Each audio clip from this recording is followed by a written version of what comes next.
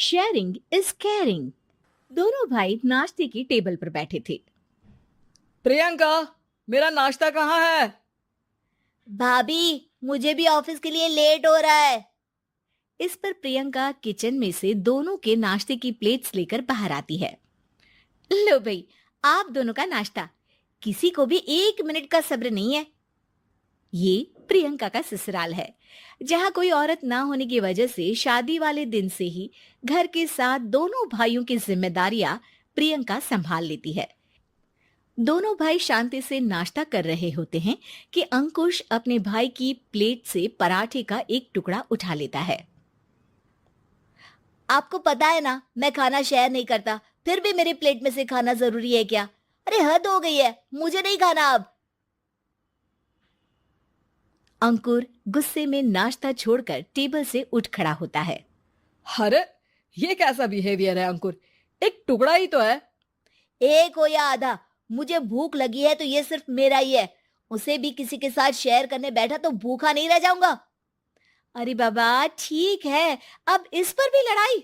दूसरा बना देती हूँ, पर प्लीज ऐसे खाना बीच में छोड़कर मत जाओ। इससे अन्न का अपमान होता है।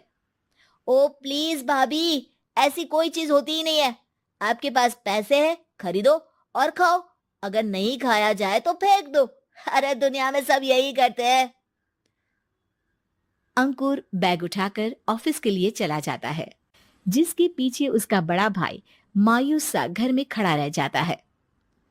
जिसने बचपन से सोने की चम्मच में खाया हो, उसे दुनिया के बारे में क्या पता होगा। वैसे गलती तो हमारी ही है। अगर कभी बचपन में ही सही गलत का फर्क सिखाया होता तो आज ये हाल नहीं होते। आप फिक्र क्यों करते हैं जी? भगवान है, वो जो भी करता है सबकी भलाई के लिए ही करता है। और जब वो चाहेंगे तो अपनी तरह से अंकुर भैया को भी सब कुछ सिखा देंगे। पत्नी की बात पर विश्वास कर अंकुश भी ऑफिस चला जाता है। सुबह से दोपहर होती है और अंकुर लंच करने ऑफिस के पास वाले रेस्टोरेंट में पहुंचता है, जहां वो एक साथ बहुत सारा खाना ऑर्डर कर देता है।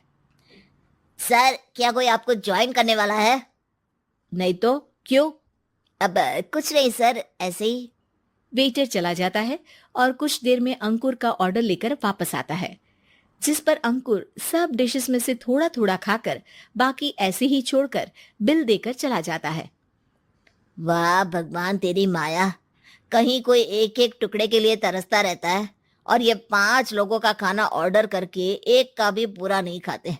पैसे वालों की माया। वेटर टेबल साफ कर बचा हुआ सारा खाना लेकर रेस्टोरेंट के पीछे घूम रहे बच्चों के पास पहुंच जाता है, जिसे देख बच्चों के चेहरे खिल उठते हैं।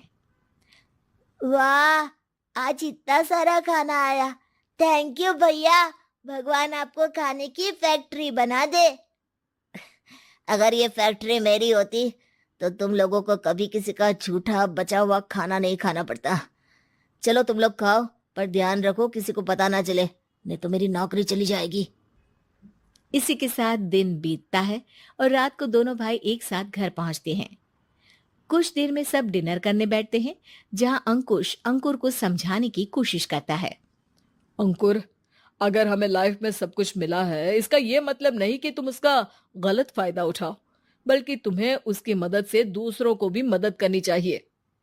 भैया, जिनके पास नहीं है उनकी वजह मैं तो नहीं ना। और ऐसे बहुत लोग हैं जिनके पास सब कुछ है।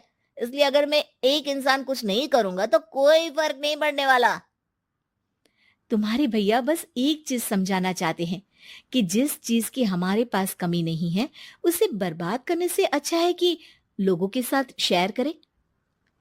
इससे हम सिर्फ सामान नहीं, खुशियां भी बांटते हैं, और इसमें तुम्हारा ज्यादा कुछ तो जाएगा नहीं। भैया भाभी की बात सुन अंकुर कुछ बोले बिना उठकर चला जाता है। इसी तरह दिन बीतते रहते हैं, जिसमें अंकुश और प्रियंका कोशिश तो बहुत करते हैं, पर अंकुर पर किसी भी चीज का कोई असर नहीं पड़ता। एक दोपहर अंकुर सैंडविच खाते हुए सड़क के किनारे चल रहा होता है। तभी उसकी नजर आइसक्रीम वाले पर पड़ती है और वो सैंडविच सड़क किनारे फेंक आइसक्रीम खरीदने पहुंच जाता है। अब इसे कहते हैं जिंदगी का सुख। जैसे ही अंकुर आइसक्रीम लेकर पीछे मुड़ता है तो एक आदमी को सड़क से वही सैंडविच उठाते हुए देखता है। वो आदमी बहुत कमजोर, गरीब, जैसे बहुत दिनों से खाना ना खाया हो वैसा लग रहा था। अंकुर उसके पास जाकर खड़ा हो जाता है। उसे देखकर आदमी सैंडविच अंकुर की तरफ कर देता है। आपको भी खाना है क्या?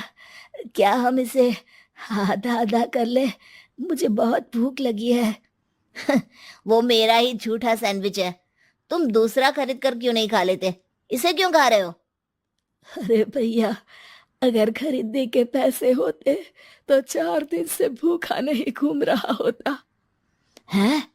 क्या तुमने 4 दिन से कुछ नहीं खाया, फिर भी इस आधे सैंडविच को मेरे साथ बांटने के लिए तैयार हो गए? क्यों? अरे भैया, पैसा नहीं है तो क्या हुआ, इंसानियत आज भी उतनी महंगी नहीं हुई, और ना ही उस पर अमीर गरीब का टैग लगा है जो हम उसे रख ना सके।